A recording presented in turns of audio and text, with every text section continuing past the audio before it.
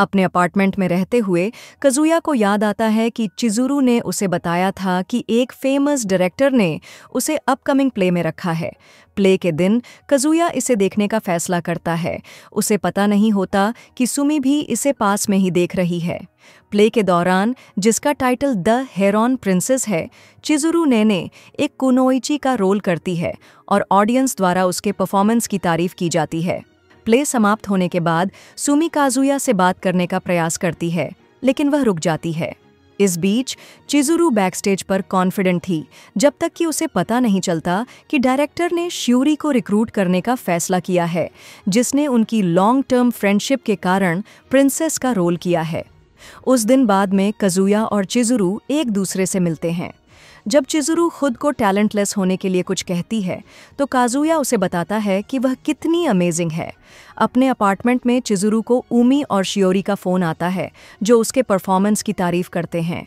वह तब तक परेशान रहती है जब तक कि वह नहीं देखती कि काजुया ने एक डेट रिक्वेस्ट सेट कर दी है। काजुया काम पर जाने से पहले अपने दोस्तों के साथ घूमता है, जहां वह अपने बॉस से सलाह मांगता है और सलाह लेता है। काम के बाद काजुया चिजुरू से मिलता है। उनकी आउटिंग के दौरान चिजुरू काजुया से कहती है कि उसे पैसे देते रहने की कोई ज़रूरत नहीं है। इस बीच काजुया को रुका से किया गया वादा याद आता है कि वह चिजुरू के साथ डेटिंग जारी रख सकता है। बदले में वह उसे चिजुरू का प्ले देखने ले जाएगा। एक बार जब उसकी शिफ्ट खत्म हो जाती है, तो चिजुरू काजुया को बैटिंग केज में ले जाने का फैसला करती है। उस रात बाद में वे चिजुरू की दादी से मिलने हॉस्पिटल जाते हैं। जब वे अकेले होते हैं, तो उसकी दादी काजुया को बताती है कि चिजुरू के स्ट्रॉन्ग बिहेवियर के बावजूद वह वास्तव में ज़रूरतमंद और अकेली है। ऐसे में वह उसे चिजुरू के लिए वहाँ रहने के लिए कहती है। जब वे घर जाते हैं, तो काजुया सोचता है कि वह चिजुरू की मदद कैसे कर सकता है। तभी वह उसके दरवाजे पर आती है। चिजुरू ने बताया कि उसने अपने अपार्टमेंट के अंदर जाने से पहले उसकी चाबी खो दी है। काजुया सिचुएशन को लेकर तब तक परेशान रहता है जब तक वह चिजुरू को उसके पिछले दरवाजे की जांच करने के लिए बालकनी में नहीं जाती। हालांकि इससे दोनों के बीच एक ऑकवर्ड मोमेंट आता है जब वह उसे गिरने से बचाता है। तभी मामी अचानक आती है, जिसके कारण वे छिप जाते हैं। एक बार जब वह आखिरकार चली जाती है, तो मामी सोचती है कि काजुया कहाँ था, जब तक उसे एहसास नहीं होता कि उसने चिजुरू का पर्स देखा है। इस बीच जब चिजुरू मकान मालिक के पास जाने का फैसला करती है, तो काजुया उससे कहता है कि अगर वह अपने माता पिता या दोस्तों की ओर नहीं जा सकती है, तो वह उस पर भरोसा कर सकती है।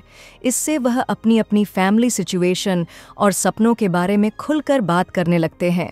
कुछ समय बाद वे कैंपस में एक दूसरे से मिलते हैं, जिससे काजुया बहुत खुश होता है। बाद में जब वह अकेला होता है, तो मामी उससे मिलती है। मामी काजुया से पूछती हैं कि क्या वह चिजुरू को रेंट पर देने के लिए जिम्मेदार है, जिसे वह अजीब तरह से नकार देता है। फिर वह उससे कहती है कि उसे एक असली गर्लफ्रेंड बनानी चाहिए। एक बार जब वे अलग हो जाते हैं, तो मामी हॉलवे में किबे के पास जाने से पहले काजुया को झूठ बोलने के लिए इंसल्ट करती है। काम के बाद रुका काजुया के लिए उसके अपार्टमेंट में खाना बनाने का फैसला करती है। बाद में उन्हें पता चलता है कि इलाके में एक तूफान आया है। मौसम की वजह से रुका रात भर वहीं रुक जाती है। जब वे साथ होते हैं, तो काजुया नोटिस करता है कि रुका कितनी प्यारी है, जब तक कि वह अनजाने में कंडोम नहीं निकाल लेती। जब वह सोने की कोशिश करता है, तो वह उसके बगल में आकर बैठ जाती है। जब रुका खुद के न्यूसेंस होने की बात करती है, तो काजुया स्वीकार करता है कि जब उसने उसे बताया है कि वह उसे पसंद करती है, तो वह खुश हुआ था, लेकिन वह उसके साथ सेक्स करने से मना कर देता है। अगली सुबह रुका काजुया के अपार्टमेंट से निकलती है और पिछली रात के लिए जोर से उसका शुक्रिया अदा करती है। काजुया को राहत मिलती है जब उसे लगता है कि चिजुरू अभी भी सो रही है। उसे पता नहीं होता कि उसने पूरी बात सुन ली है। 3 दिन बाद काजुया और चिजुरू बाहर एक दूसरे से मिलते हैं, जहां काजुया देखता है कि चिजुरू दूर दूर का व्यवहार कर रही है। जब वह अपने अपार्टमेंट में लौटता है, तो उसे पता चलता है कि चिजुरू का बर्थडे 4 दिन बाद है। चिजुरू के बर्थडे पर काजुया सुमी को रेंट पर लेने का फैसला करता है। सैर के दौरान वह उससे सलाह मांगता है कि चिजुरू को बर्थडे के गिफ्ट के रूप में क्या देना चाहिए। सुमी आखिरकार काजुया को एक डिपार्टमेंटल स्टोर की छत पर ले जाती है। वहाँ ये पता चलता है कि चिजुरू एक हीरो शो में परफॉर्म कर रही है। उनके अलग होने से ठीक पहले सुमी काजुया से पूछती है कि उसका बर्थडे कब है, जो वह उसे बताता है। उस रात बाद में चिजुरू घर लौटती है, जहां उसे काजुया का प्रेजेंट मिलता है, उमेबोशी का एक डिब्बा जिसे वह पसंद करती है। इस बीच काजुया सोचता है कि क्या उसने सही गिफ्ट दिया है। काजुया और चिजुरू बाहर मिलते हैं, जहां चिजुरू बर्थडे प्रेजेंट के लिए काजुया को धन्यवाद देती है। जब वह उसे अगले सप्ताह के लिए रेंट पर लेने का प्रयास करता है तो वह बताती है कि वह अपने दोस्तों के साथ घूमने में बहुत बिजी होगी। कैंपस में काजुया के दोस्त उसे एक ड्रिंकिंग पार्टी में इनवाइट करते हैं। बाद में उस रात काजुआ और चिजुरू पार्टी में एक दूसरे से मिलते हैं, जिससे वे बहुत हैरान होते हैं। पार्टी के दौरान चिजुरू के दोस्त नशे में उसे इंट्रोवर्ट होने के लिए चिढ़ाते हैं और उसका चश्मा उतार देते हैं। हालांकि काजुया के दोस्त इतने नशे में हैं कि वे पहचान नहीं पाते कि चिजुरू वास्तव में कौन है। फिर वे एक ड्रिंकिंग गेम खेलते हैं, जहां काजुया को पता चलता है कि पहली बार शराब पीने के कारण चिजुरू शायद अपना भेद खोल देगी। इस तरह वह जानबूझकर उसकी ओर से हार जाता है। एक बार पार्टी खत्म हो जाने के बाद काजुया इतना नशे में होता है कि वह आगे नहीं बढ़ पाता, जिससे चिजुरू उसे घर ले जाती है। वहां वह उसे बेहोश होने से पहले मदद करती है। अगली सुबह नशे में धुत काज्या को याद नहीं आता कि पिछली रात क्या हुआ था। इसके बाद वह स्कूल जाता है, जहां वह ड्रिंकिंग पार्टी के लोगों के साथ समय बिताता है। जब वह घर लौटता है तो उसे पता चलता है कि चिजुरू वास्तव में उसके अपार्टमेंट में थी। काम पर रुका यह जानकर निराश हो जाती है कि चिजुरू को विश्वास नहीं है कि उसने और काजुया ने सेक्स किया था। तभी मामी आती है और बताती है कि किबे ने उसे काजुया की नौकरी के बारे में बताया था। एक बार जब रुका को पता चलता है कि मामी कौन है, तो वह उसे बुलाती है और दावा करती है कि वह अब काजुया की गर्लफ्रेंड है। जब एक हैरान मामी बाद में ट्रेन में काजुया की सिचुएशन के बारे में सोचती है, तो चिजुरू अंदर आती है। एक गंभीर बातचीत के बाद वे अलग हो जाते हैं।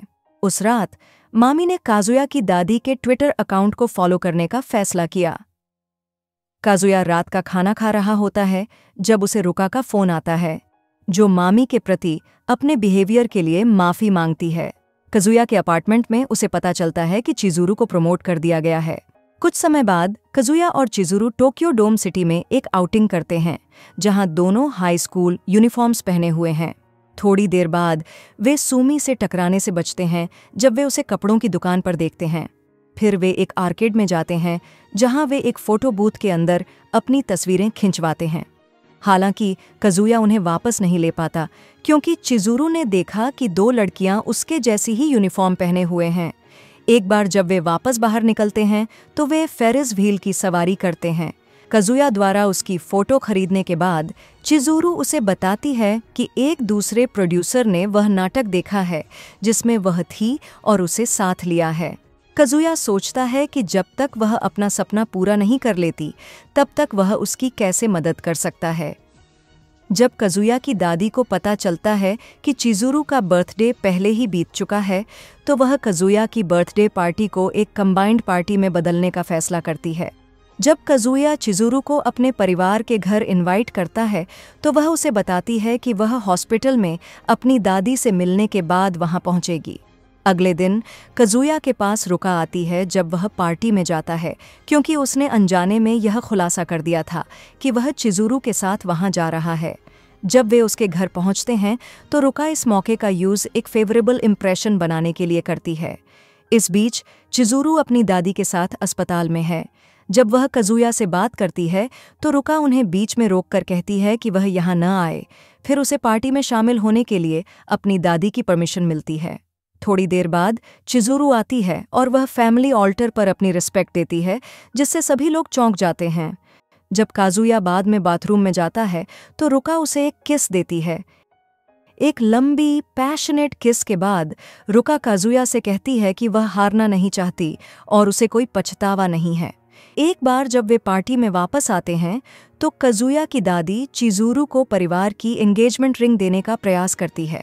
यह महसूस करते हुए कि सिचुएशन कंट्रोल से बाहर हो गई है, कज़ुया सभी को यह बताने का फैसला करता है कि उसका और चिज़ुरू का ब्रेकअप हो गया है। जैसे ही वह ऐसा करने वाला होता है, चिज़ुरू को हॉस्पिटल से फ़ोन आता है। जब चिज़ुरू, काज़ुया और उसकी दादी वहां पहुंचते हैं तो चिज़ुरू की दादी ठीक लगती हैं। हालांकि चिज़ुरू को डॉक्टर द्वारा बताया जाता है कि उसकी दादी के पास ज़्यादा समय नहीं बचा है। इस वजह से कज़ुया उसे सच्चाई बताना चाहता है, लेकिन चिज़ुरू मना कर देती है। इसके बाद कज़ुया की दादी चिज़ुरू को अंगूठी देती है। कुछ समय बाद कज़ुया और रुका एक आउटिंग पर जाते हैं जहां रुका अब शांति चाहती है। उस रात जबकि कज़ुया सोच रहा था कि उसे क्या करना चाहिए, सुमी उससे मिलने के लिए तैयार है। अपनी बैल्कनीज पर चिज़ुरू कज़ुया को बताती है कि सुमी उससे मिलना चाहती है। कुछ दिनों बाद वह सुमी से मिलता है जहां वह देखता है कि उसने हाई स्कूल यूनिफॉर्म पहनी हुई है, जिससे पता चलता है कि उसने उसे और चिज़ुरू को टोक्यो डोम सिटी में देखा था। फिर वे एक मरीन मैमल पार्क में जाते हैं। वहां सुमी काज़ुया की गाइड के रूप में काम करती है। थोड़ी देर बाद वह उसे एक डॉल्फिन शो में ले जाती है जहां वह अपनी फीलिंग्स को कन्फेस करने का प्रयास करती है। उस रात वे एक पॉपुलर रोमांटिक जगह पर जाते हैं जहां कज़ुया तब तक घबरा जाता है जब तक कि सुमी उसे बर्थडे प्रेजेंट नहीं दे देती।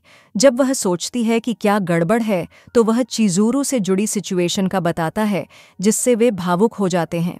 अलग होने से पहले कज़ुया सुमी को अच्छा समय बिताने के लिए धन्यवाद देता है। उसके जाने के बाद उसे चिज़ुरू की मदद करने के लिए ज़रूरी इंस्पिरेशन मिलती है। एक और फेल्ड ऑडिशन के बाद चिज़ुरू अपने दादा के बारे में सोचती है। एक फ्लैशबैक में उसके दादा ने उसे बताया कि सपने हमेशा सच होते हैं। फिर वह उसे एक मंदिर में ले गए जहां उन्होंने उसे एक लेजेंड के बारे में बताया। एक बार जब उसे पता चला कि उसकी दादी वास्तव में एक एक्ट्रेस थी, तो चिज़ुरू ने भी एक एक्ट्रेस बनने का फैसला किया। उसके खुश दादा ने वादा किया कि वह उसे देखने जाएगा। कुछ समय बाद चिज़ुरू तबाह हो गई जब उसे पता चला कि वह एक कार एक्सीडेंट में घायल हो गए थे। लेजेंड को याद करते हुए वह उनके सर्वाइवल के लिए प्रार्थना करने के लिए मंदिर गई। दुर्भाग्य से उनकी चोटें बहुत गंभीर थीं। मरने से पहले उसके दादा ने उससे कहा कि उसका सपना सच होगा। प्रेजेंट में वापस चिज़ुरू तब व्याकुल हो जाती है जब कज़ुया उसके दरवाजे पर आता है और उसे बताता है कि वे क्राउड फंडिंग का यूज़ करके एक साथ एक फिल्म बना सकते हैं ताकि उसकी दादी इसे देख सकें। कुछ देर सोचने के बाद एक आंसू भरी चिज़ुरू ऐसा करने के लिए सहमत हो जाती है।